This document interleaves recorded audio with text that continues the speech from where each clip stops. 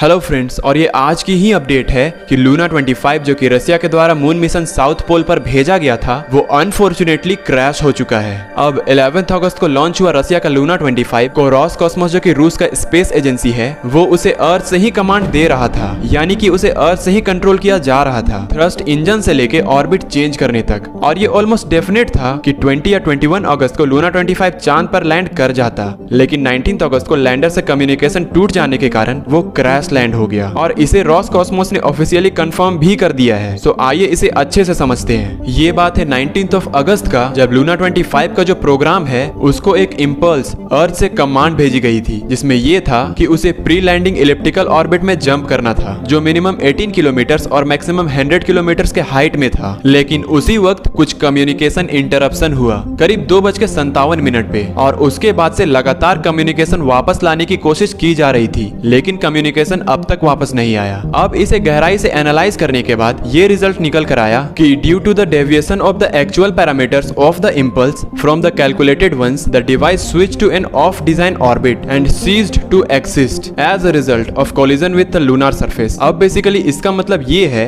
कि जो इंपल्स दी गई थी उसमें जो एक्सपेक्टेड था और जो कैलकुलेशन हुई थी उन दोनों में इतना डिफरेंस आया कि जो लूना 25 है वो अपने ट्रेजेक्ट्री से ऐसे ट्रेजेक्ट्री में चला गया जिसके लिए एक्चुअली में उसे डिजाइन ही नहीं किया गया था। अब जब रोसकॉस्मोस ने इंपल्स दिया, लूना 25 ने थ्रस्टर्स को फायर किया, तो जितना एक्चुअली में थ्रस्ट देना था उससे 1.5 गुना ज्यादा टाइम के लिए थ्रस्टर्स फायर हो गए। अब यहाँ पर क्लास 11 का केपलर्स लॉ को तो आपने पढ़ा ही होगा, जो कि है all planets move about the sun in an elliptical orbits having the same as one of the foci. कहने का मतलब ये है कि सभी ग्रह सूरज के चारों ओर एक एलिप्टिकल ऑर्बिट में मूव करते हैं और सन जिसमें एक फोकाई पॉइंट में लाई करता है। अब बिल्कुल इसी तरह से जब थ्रस्टर्स को ऑन करेंगे और स्पीड को बढ़ाएंगे तो जिस प्लेनेट के चारों तरफ, जिस सेलेस्टियल बॉडीज के चारों तरफ लूना 25 घूम रहा है, टेकिंग लूना 25 एज प्लेनेट, वो celestial body one of the foci point में होगा। वैसे लूना 25 का एक्सपेक्टेड हाइट मून से 18 किलोमीटर मिनिमम होना था, लेकिन यहाँ पर अगर थ्रस्टर्स को ज्यादा फायर कर दिया गया